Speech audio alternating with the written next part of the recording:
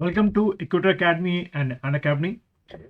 तो आज हम लोग बात करेंगे जूलॉजी ऑप्शनल की for IAS and IFS exam.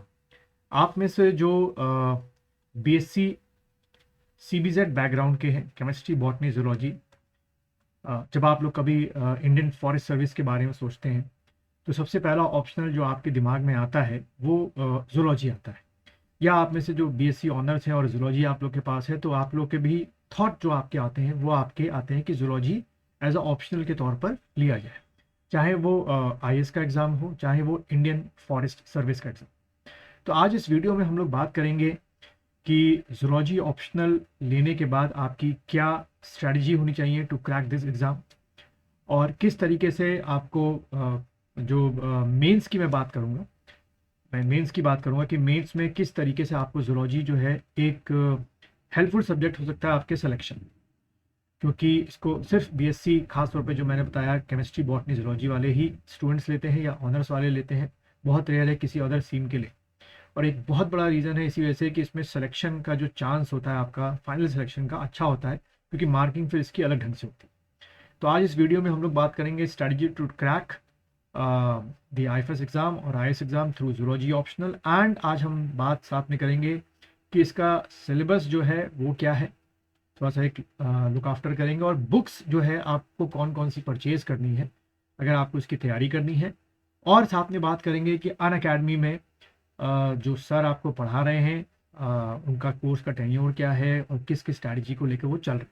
चलिए शुरुआत करते हैं इक्वेटर अकेडमी और अन अकेडमी का ये कंबाइंड वीडियो, जिसमें हम लोग बात करेंगे जूलॉजी ऑप्शनल को लेकर। तो सबसे पहले जैसा आपको पता है कि आपका अगर आईएएस का पेपर है या आईएफएस का पेपर है तो जूलॉजी अगर आप ऑप्शनल लेते हैं, ठीक है, तो आपके इसके दो पेपर होंगे, पेपर 1 एंड पेपर 2। मार्क्स के बारे में बाद में करेंगे, लेकिन पेपर 1 पेपर 2 आपके दो पेपर हैं और एक ही दिन में आपको दोनों पेपर देने हैं। मॉर्निंग शिफ्ट में आपको जो है वो पेपर 1 देना है और इवनिंग या आफ्टरनून शिफ्ट में जो है वो आपका क्या होगा, पेपर 2 होगा।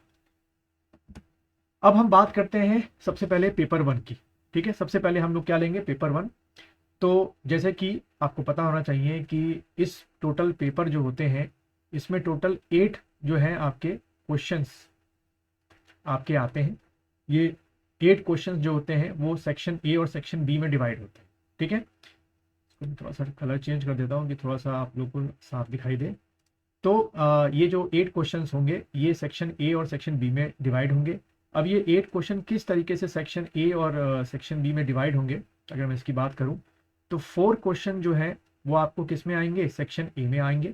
ठीक है, और सेक्शन बी में जो है दोबारा से आपके 4 क्वेश्चन, यानी कि अगर मैं थोड़ा सा स्केच तैयार करूँ आपको समझने के लिए किस तरीके से है, तो यहाँ पर मान लेते हैं कि ये सेक्शन ए है, तो इसमें 1 2 3 4 ऐसे करके होगा, पेपर में लिखे होंगे क्वेश्चन।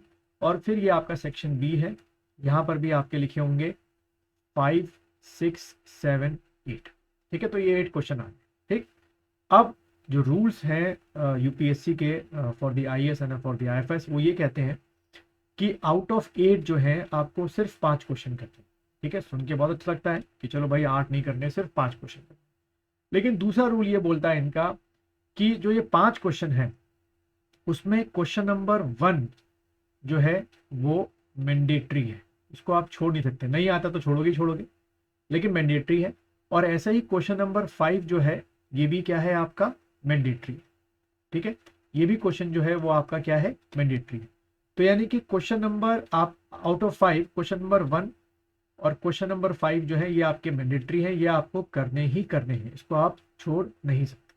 तो 2 क्वेश्चन तो देखो आपके यहां से हो गए, अब बचे 3 क्वेश्चन। तो दूसरा रूल यूपीएससी का ये बोलता है, चाहे आईएएस या आईएफएस का एग्जाम हो, कि हर सेक्शन से एक एक क्वेश्चन करने हैं। जो 3 है उसमें से एक एक सेक्शन से करना है, यानी कि एक क्वेश्चन यहां से करना है और फिर एक क्वेश्चन यहां से करना है। ठीक है, तो 2 क्वेश्चन यहां पर हो गए और जो बचा एक क्वेश्चन है वो कहीं से भी आप कर लीजिए। इसका मतलब ये हुआ कि या तो आप क्या करेंगे, 3 क्वेश्चन यहां से करेंगे और 2 क्वेश्चन यहां से करेंगे, यानी कि 3 क्वेश्चन सेक्शन ए से करेंगे एंड 3 क्वेश्चन सेक्शन बी से करेंगे। तो भाई हो गया आपके कितने, 5 क्वेश्चन। और या ठीक इसका उल्टा करेंगे आप, 2 question you are going to do from section A and 3 question you are going to do from section B. तो ये हमारा ध्यान रखना रेशियो चलता है 3-2 या 2-3, ठीक है। ये तय करेगा कि आप सेक्शन ए के टॉपिक्स आपको ज़्यादा इजी लग रहे हैं तो आप वहाँ से 3 क्वेश्चन अटेम्प्ट कर सकते हैं। अभी डिस्कस करेंगे सेक्शन ए में क्या है, सेक्शन बी में क्या है, और या फिर आप सेक्शन किससे बी से कर सकते हैं, ठीक है। तो ये वीडियो खास तौर पे बीएससी जूलॉजी वालों के लिए मैंने बना रखा है, ऑनर्स वाले और जो आईएफएस की सोच रहे हैं, आपको इंटरेस्टिंग लगेगा ये वीडियो। और जो इस वीडियो के इंटरेस्टिंग नहीं है, मतलब कि वो बीए बीकॉम वाले हैं, तो प्लीज़ अपने दोस्तों को रेफर करो, ये वीडियो बहुत मदद मिलेगी। चलिए, तो ये इतना मुझे लगता है कि आपको समझ में आ गया होगा। अब बात करते हैं कि पेपर 1 का जो सिलेबस है, सेक्शन ए का सिलेबस क्या है, सेक्शन बी का सिलेबस क्या है, उसके बारे में डिस्कस करते हैं। तो देखिए, यूपीएससी का ये सिलेबस है और उन्होंने साफ साफ बांट रखा है कि जो आपका पहला पार्ट है, इसको मैं पार्ट मान के चलता हूं कि सेक्शन ए में जो पहला पार्ट है, पार्ट 1, उसमें नॉन कॉर्डेटा और कॉर्डेटा के बारे में पूरे क्वेश्चंस पूछे गए, चाहे क्लासिफिकेशन हो, चाहे फिर उसके बाद प्रोटोजोआ हो, पॉरीफेरा हो, या सिलेंड्रिएटा हो, या प्लेटिहेल्मिन्थीज हो, या एनिलिडस हो, ठीक है, या उसके बाद आर्थ्रोपोडा है, या मोलस्का है, या इकाइनोडर्मेटा है, या प्रोटोकॉर्डेटा है, या एम्फीबिया है, रेप्टिलिया है, मैमिलिया, ठीक है। ये सारी चीज़ें जो हैं वो आपको कराई जाएंगी अगर आप खुद कर सकते हैं, और वरना आप अनअकैडमी का जो सब्सक्रिप्शन है, नीचे मैं फिर से रिपीट करूंगा, डिस्क्रिप्शन में लिंक दे रखा है।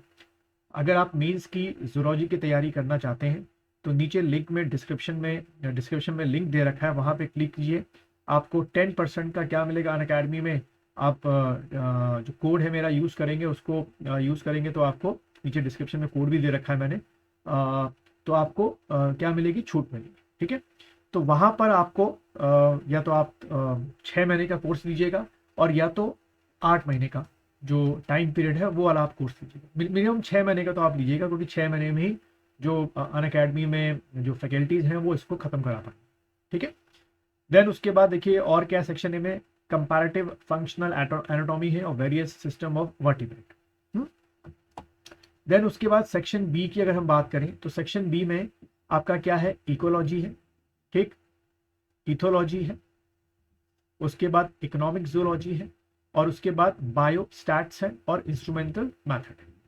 तो सिंपल लॉजिक है, अगर आपका सेक्शन बी में इकोलॉजी अच्छा है, इथोलॉजी आपको अच्छा लगता है, इंटरेस्टिंग लगता है, इकोनॉमिक जूलॉजी आपको अच्छा लगता है, तो फिर तो आप 3 क्वेश्चन कहाँ से करेंगे, सेक्शन बी से करिएगा, और सेक्शन ए से कितने क्वेश्चन करेंगे, 2 क्वेश्चन करेंगे। और ठीक उसका उल्टा, अगर आपको किस में इंटरेस्ट है, आपको क्या कहते हैं, नॉन कॉर्डेटा और कॉर्डेटा इजी लगते हैं, प्रोटोजोआ, सिलेंट्रिएटा, प्लेटिहेल्मिन्थीज, तो फिर आप 3 क्वेश्चन सेक्शन ए से करिएगा और 2 क्वेश्चन सेक्शन बी से। अब इसी का एक जिस्ट अगर देखें तो मेन तौर पे क्या क्या टॉपिक है, सेक्शन ए में नॉन कॉर्डेटा एंड कॉर्डेटा है, और सेक्शन बी में आपका ecology, ethology, economic zoology, biostatic और इंस्ट्रूमेंटल मैथड। तो फिर या तो 3 क्वेश्चन यहाँ से किए, 2 क्वेश्चन यहाँ से किए, और या फिर आपके 2 क्वेश्चन यहाँ से किए और 3 क्वेश्चन यहाँ से किए। उम्मीद है आपको समझ में आ रहा। अब अगर हम लोग कुछ बुक्स की बात करें तो सेक्शन ए में जो नॉन कॉर्डेटा और कॉर्डेटा है उसके लिए ये सबसे बेहतरीन बुक है इस समय मार्केट में, आपके RL कोटपाल की इनवर्टिब्रेट्स और RL कोटपाल की वर्टिब्रेट्स। इसमें सारे टॉपिक्स जो हैं आपको कवर अप मिलेंगे। अगर आप सेल्फ स्टडी करना चाहें तो कर सकते हैं, वरना फिर से बोलूँगा, अनअकैडमी में कोर्सेज चल रहे हैं इस समय, डिस्क्रिप्शन में लिंक दे रखा है, उसमें क्लिक कीजिएगा, सीधे कोर्स में जाके परचेज कीजिए, ठीक। दूसरा सेक्शन बी के लिए बुक्स जो है, फंडामेंटल ऑफ इकोलॉजी है, एनिमल बिहेवियर है, ये आप परचेज कर सकते हैं, और फिर इकोनॉमिक जूलॉजी के लिए आपकी उपाध्याय शुक्ला की किताब है, इसको आप परचेज कर सकते हैं, ठीक है। तो ये था आपका पेपर 1। अब हम पेपर 2 की बात करते हैं।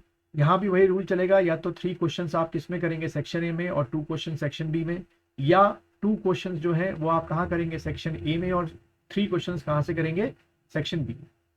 सिलेबस को उसको देख लेते हैं सेक्शन ए का। तो इसमें सेल बायोलॉजी है, जिसको आप लोग साइटोलॉजी भी कहते हैं, फिर उसके बाद जेनेटिक्स है, ठीक है, उसके बाद आपका इवोल्यूशन है, और उसके बाद सिस्टमैटिक्स जो है वो इसमें दे रखा है। तो ये सेक्शन ए का है।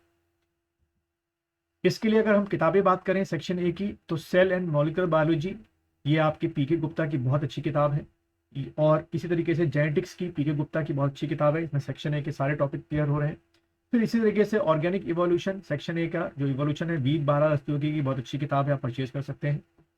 और अब बात करते हैं सेक्शन बी की। तो सेक्शन बी में आपका है बायोकेमिस्ट्री, जिसमें आपका DNA, RNA, ATP, APP, Krebs cycle, सारी चीज़ें आपको पढ़नी है। उसके बाद फिजियोलॉजी है, एनिमल फिजियोलॉजी, इसको भी आपको पढ़ना है। उसके बाद आपका डेवलपमेंट बायोलॉजी।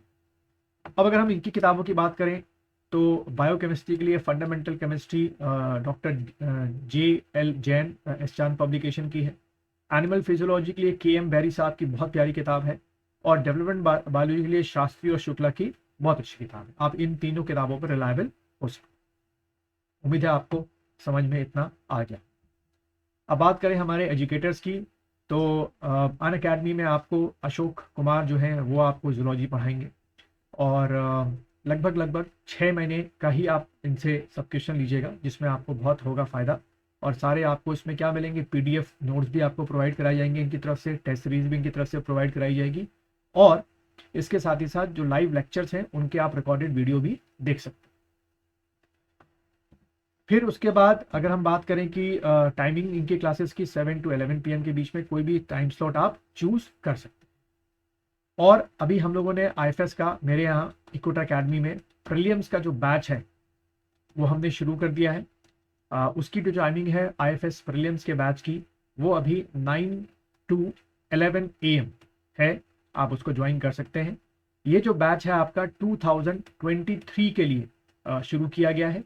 और इसका IFS प्रीलिम्स का जो मेरे यहाँ इक्विटा अकेडमी में जो बैच है ये लाइव ऑनलाइन क्लासेस हैं, ठीक है। और इसके रिकॉर्डेड वीडियो भी आपको मिल जाएंगे अगर आपको चाहिए होंगे तो, जब आपकी क्लास मिस हो गई इन केस ऑफ इंटरनेट अगर नहीं चल रहा है तो।